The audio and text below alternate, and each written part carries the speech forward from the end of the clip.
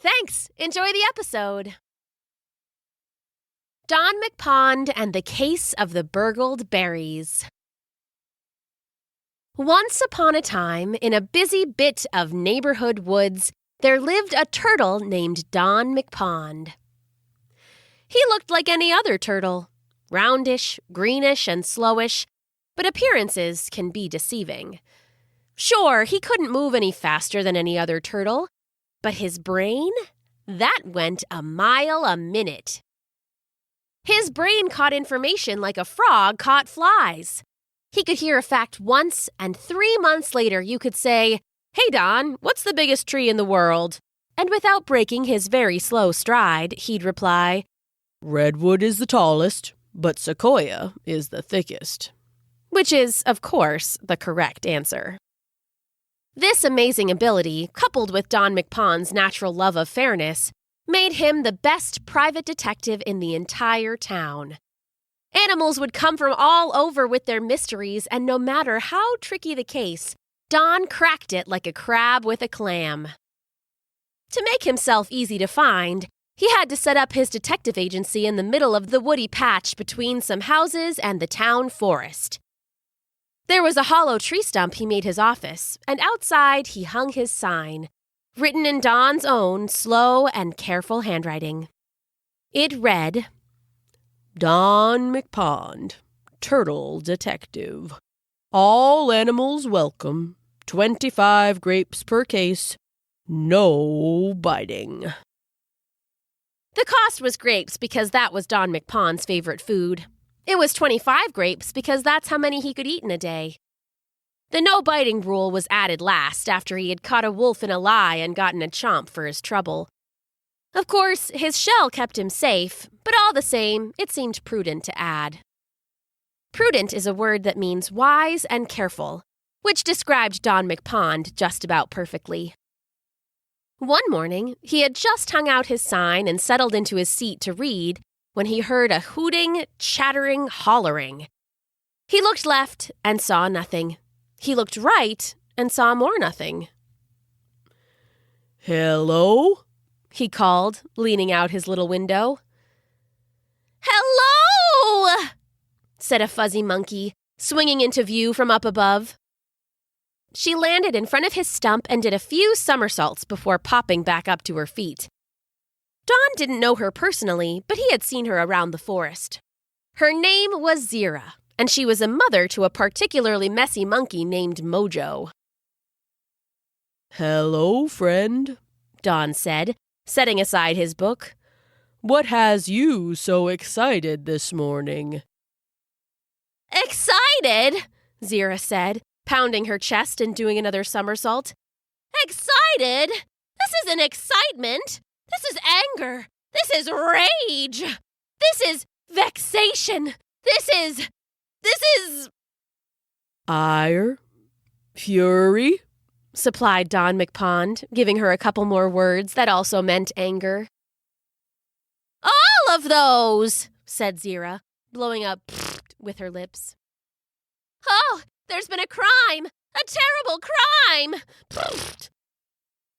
That perked Don McPond right up. He sat up a little taller and leaned forward, slow eyes bright with the thrill of a new case. "A crime? Did someone swipe your son? Did they vandalize your tree? Did they paint your tail green like a snake and then scare you with your own tail so you tried to run, but since it's your own tail and attached to you, you couldn't escape the snake, and then they laughed and laughed?" "Oh, worse than any of that," said Zira. "Tell me," said Don. "Someone has burgled my berries." "No," said the turtle, casting a quick look at his own bowl of grapes to make sure they were still safely in place. "The bandits, the sheer unadulterated thieves." "My sentiments exactly," said Zira, looking over her shoulder to make sure her tail wasn't painted like a snake, just in case. "So, Don, can you help me?" "Of course. My fee is 25 grapes, and I'm on the case." Zira's face fell, her monkey ears drooping. Oh, never mind then. Don cocked his head. 25 grapes weren't very many. He'd tried to make his services affordable for everyone. My grapes were stolen along with my berries. I had at least 25, but now I have nothing. She looked near tears. Don't worry, said Don, a slow walker but a quick thinker. How about this? I'll take the case now. If I solve it, when I solve it and recover your fruit, I'll take my grapes then. What do you say? I say you're hired, said Zira, and they shook on it, scaly claw to fuzzy paw. Where do we start? Said Don McPond. The berries were burgled from your home? From my tree house, the monkey nodded. That's right. Well, let's start there, then. You lead the way. Woo! Let's go! Zira cheered. Don flipped his sign to let other customers know he was out. The other side of his sign read, Closed, or working on a case, or in the bathroom. Come back tomorrow, or tonight, or in 5 minutes. Zira walked into the forest and Don followed. He had to ask her to slow down several times on account of his little legs and general turtle nature. Finally, they reached the base of a tall, sprawling tree. Its lumber limbs spread out above them near as thick as a ceiling, and Don saw a cozy little cottage bundled in the branches. It was maybe 20 feet straight up the tree. He looked at Zira. I'm not the best climber, he admitted. Oh, we have a guest elevator, Zira said. Come right here. She patted the ground in front of her, and Don made his way over. All right, the monkey said. Please keep your arms and legs and head in your shell for the duration of the ride. And elevator.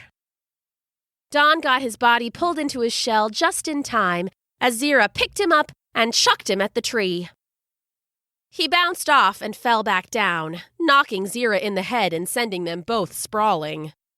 Ouch! The monkey said, rubbing her head. That's your elevator? Asked Don, feeling a little dizzy. Maybe I'll just try and find a vine. No, nonsense, Zira said. Elevator, take 2. Up, up, up, and shall way! She chucked Don again, and this time he soared right through her front window and clattered to a floor partially carpeted with banana leaves. The monkey mother scrambled up after him and flipped through her window a second later. Thanks, but why didn't you use the door? Asked Don. Well, you went in the window and it looked like fun, she said. Don nodded and looked around. It was a sprawling treehouse, with a few different rooms and pictures of Zira and her son Mojo stuck here and there. So, where were the berries when they were stolen? Don asked. They were tucked in here, Zira said, opening a little hidden door in the trunk of the tree. I hide them there to keep them cool and away from bugs and such. It's a safe space, or at least I thought it was. Said Don, examining the little door. There were no signs of scuffs to be seen. And who besides you knows about your little cabinet here? Zira sat on a crooked limb that grew through the living room window like a couch and scratched her head. She found a couple fleas and popped them into her mouth. Well, me and Mojo know, of course, she said. Then there's Roger. He's the delivery kangaroo. Oh, and my friend Mitzi. She's a fox. Interesting, Don said. Monkeys eat berries, of course. Of course, agreed Zira. They're Mojo's favorite. He's going to be so sad when there's none for dinner. But, said Don, kangaroos and even foxes will eat berries too, so it could have been any of them. What do we do? Asked Zira. Can you get them all here? Asked Don. I'd like to ask 'em a couple questions. Sure, said Zira. You just make yourself at home. I'll go round up the suspects. That's what you detectives say, right? Round up the suspects? That's what we say, agreed Don. It's a roundup, Zira shouted, clapping her hands. Off I go. Roundup time. Whee! She grabbed a handy vine and swung away into the woods. Don pulled a book out of his shell. He always kept one handy, and read for maybe half an hour before she came swinging back in through the window, little Mojo the monkey in her arms. Roger the kangaroo and Mitzi the fox climbed up after her, but they used the front door. "What's this about?" asked Roger. "I've got more deliveries to make." "And I've been digging clams by the river," said Mitzi. "Zira, darling, you want some clams for later?" "Oh, that sounds good." "But why are we here?" asked Roger again. "To play," said Mojo. He jumped on Mitzi's back and they went spinning around the room. "Hello, all of you," said Don, getting their attention. "You're here because there has been a theft. Someone has stolen the berries and, crucially, the grapes from Zira here." "Someone stole our berries?" wailed Mojo. "Oh, no. What will we eat with the clams?" asked Mitzi. "The ones I just delivered this morning?" asked Roger. "The very same," said Don. "And unfortunately, one of you is the culprit." "No," said Roger. "Well, I'd never," said Mitzi. "What's a culprit?" asked Mojo. "A culprit," said Don McPond, pacing back and forth before the others, "is the person or animal who committed the crime. You three are the only ones who knew about the fruit, so it had to be one of you." "How do we tell which one?" Zira asked. "Well, we know the fruit was stolen in the last couple hours between the delivery and Zira coming home to check. Where were you three during that time?" "I was doing my deliveries," said Roger the kangaroo. "I had a pouch full of fruit, and I was jumping around making sure everyone had what they ordered." "And I was digging for clams," said Misty the fox. "I had the most adorable little mouse for breakfast, and I needed something nice to bring for dinner with Zira. I would never dream of taking anything from my friend." "And Mojo was taking a bath in the river," said Zira. "I dropped him off there myself, and he only just got home." Mojo nodded, his fur still soaking wet. "I was in the water for like 2 hours." Don McPond nodded and paced back and forth. I'll need to see your hands. Hold them out, please." Zira looked on curiously, and the 3 suspects did as he asked. First up was Mojo. His hands were clean and smooth and still a little damp. Then was Mitzi. Her hands were covered in dark red chunks. "Aha!" cried Zira. Caught! Caught red-handed!" "No," said Mitzi. "I was digging clams. The clay by the river is red, I swear." She pulled some of her fur and rolled it into a little ball. "See? Clay." Don only nodded and moved on to Roger. The kangaroo reluctantly held out his paws. They were covered in sticky red juice.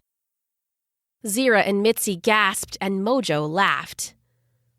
"Wait," said Roger. "I know how it looks, but you gotta remember, I deliver this stuff. My hands always get messy with fruit because sometimes it gets smashed in my pouch. But I didn't steal anything." "I don't know what to think," said Zira. "Don, who stole my berries?" "Don't worry, Zira," said Don. "Someone is lying, and I know who it is." "Don has cracked the case. Take a minute and see if you can figure it out, too."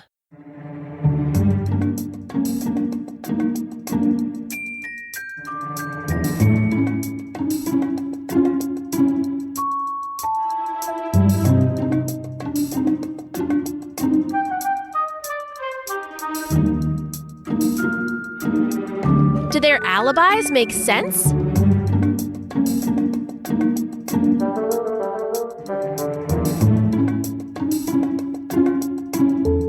The fox had red clay on her hands. The kangaroo had berries on his hand. Is there anything interesting about the monkey's hands?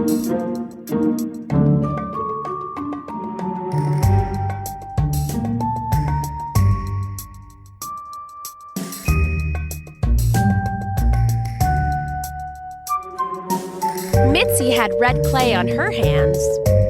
Roger had red berries on his hands. Was there anything interesting about Mojo's hands?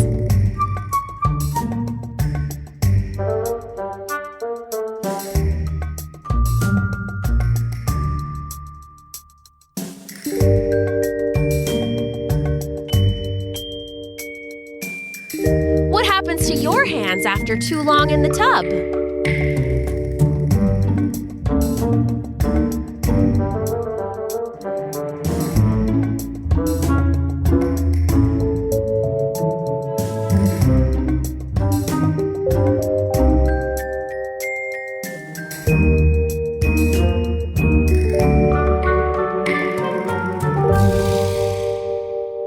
Who is lying?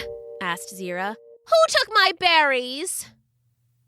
Sorry to say, the thief was Mojo, your baby boy. I didn't, said Mojo.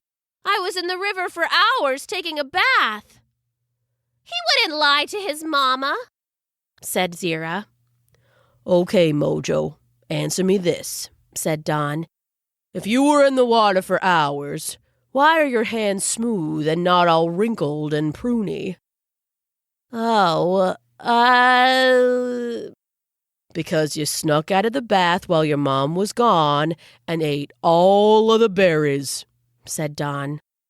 You couldn't wait for dinner. Isn't that right, little guy? Mojo, said Zira. Is this true? It's true, Mojo wailed. I wanted the berries, so I ate them all, and then I just rinsed off in the tub. I lied, Mama. I'm so sorry. Oh, Mojo, said Zira, hugging her boy. If you wanted a snack, you could have just asked for some berries. You didn't have to lie. The other animals looked at each other in the treehouse and smiled. Seems like you got your thief, then, said Roger. I've got to finish my deliveries. And I need to go get the clams for dinner, said Mitzi. I'm sorry I suspected you both, said Zira. I just didn't think little Mojo could lie to me. Someone is going to be grounded. Isn't that right, Mojo? Yes, Bob, he said. I'll go clean my room. He cartwheeled through the door, and soon they heard banging and clanging from the next room over. Bless that child, said Zira with a smile. And bless you, Don MCPOND. Thank you for solving my little mystery. No problem, said Don. It's what I do. Oh, but your payment, said Zira. Mojo ate all the grapes already. The turtle just smiled and licked his lips. Did I hear something about clams for dinner? Zira laughed, and that night she got another delivery from Roger, and they all had berries and clams and spring greens for dinner. There was even a pie for dessert. Another happy customer, another case solved by Don MCPOND, Turtle Detective. The end.